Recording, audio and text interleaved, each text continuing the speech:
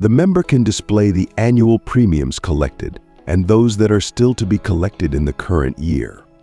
In this instance, the member is invoiced bi-annually according to the payment frequency of the policy. To access the eCARE system, the member or agent must enter the email, password, and click the Sign In button. Click the Collections tab to view details of authorized and unauthorized collection of member premiums. A list of annual authorized and unauthorized member premium collections based on the policy payment frequency is displayed. Take note that the 2024-0101 collection has been authorized and the 2024-0701 collection status is unauthorized and will only be authorized in July. Click the View icon to display the details of the invoice.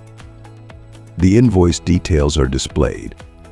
Click the Close icon to exit the pop-up. Click the Download icon for the invoice you want to view. The document can be converted into PDF, CSV, or Excel.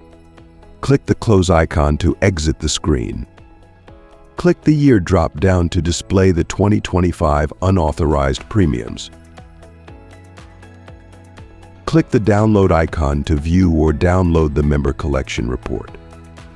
The Member Collections Report only displays invoiced premiums. Click the Close icon to exit the collection report. Click the Logout option to exit the screen. Congratulations!